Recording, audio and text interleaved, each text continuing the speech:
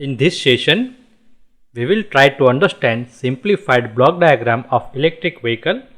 Later on, we will also discuss about the different configuration, but yet present in this session, we will discuss about the simplified block diagram of the electric vehicle. So, vehicle in general is the nothing but the mass, which is having some weight and inertia, that are the mechanical parameter to represent the linear motion. So, vehicle, if we can consider any object, if we apply the force depending upon the frictional losses and weight of the vehicle and the gravitational constant, it will result in displacement according to the applied force. If force is continuous, the displacement and speed will remain continuous. And vehicle is the object where we are interested in reducing the friction, ground friction. So, friction is minimum because of the wheel arrangement. So, will make it possible to reduce the frictional as minimum, plus sufficient friction is also required for the traction moment. So, that duty will be completed by the wheel, and bearing arrangement will almost reduce the friction to the negligible value of the rotating shaft of the motor and wheel. So, bearing arrangement is also there. So, accordingly, we will have some frictional constant that we will assume in the mathematical representation. But at present, if there is some object with the mass where the friction is less, then if we apply the force, then it will result in displacement and velocity, and depending upon its value of mass and inertia, we can easily represent in the mathematical form, and we can get the final displacement as well as the velocity, right. So, what is happening here? Electric motor is the rotary device. So, where shaft is rotating and this shaft is attached with the wheel through direct or through some transmission arrangement.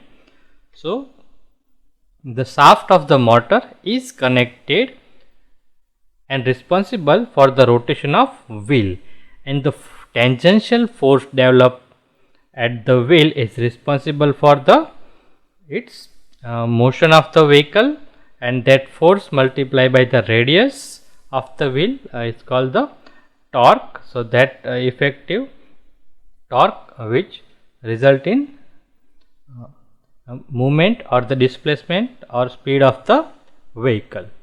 So, we can say that electrical motor output is the torque. So, that torque is applied to the vehicle. The vehicle is the linear device, it is moving linearly, but the electric motor is the rotary device when the torque is generated at the shaft, which result in rotation of wheel, and this torque and this tangential force will result in linear motion of the vehicle. So, although these all parts are internally within the vehicle, but for the simplicity, to simplify the understanding, we put this part apart from the vehicle. Otherwise, these all parts are internally placed inside the vehicle. But what's happening, and from where actual energy and force comes? So, from where energy comes, motor required the current to produce the torque, and then current is drawn from the battery. So, chemical energy of any battery is the basic source of energy. This chemical energy get converted into electrical energy, and through the medium of magnetic medium, it is then converted into the force. So, there are different magnetic laws of different motor. Whenever we put the current carrying conductor in magnetic field, it experiences a force. There is the reluctance principle, there is the magnetic principle, attraction and repulsion. So, each motor run on either one or other principle, but it's required the current that need to drawn from the battery according to required torque. So, this torque is produced by the motor because of the current drawn by the battery, and so that we can say the electrical energy is converted into the mechanical energy, and it is then converted into the linear motion.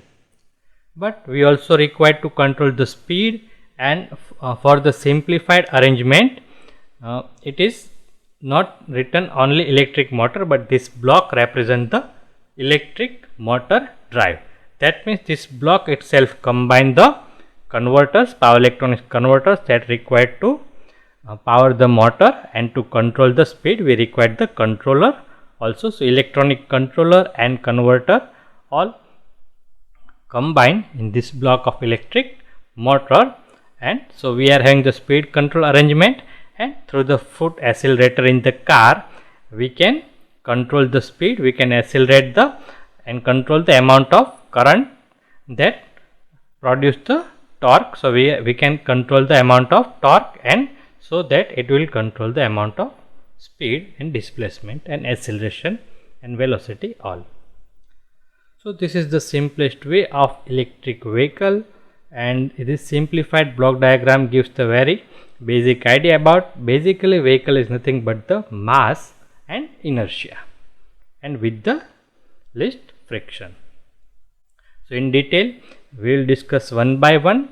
Later on we will discuss first vehicle and its characteristic, what different vehicle torque speed characteristic required, and as a this is subject of engineering aspect, we will try to understand the vehicle instead of its basic form, how it can be represented by the torque speed characteristic. Same way we will also understand how electric motor can be represented by the torque speed characteristic, and how combining study or matching these two torque speed characteristic we can have better idea about the performance, how one motor will perform to the parameter of the vehicle, and how can we achieve the desired performance. This all things will be discussed, but this is the simplified block diagram of electric vehicle that can be represented in this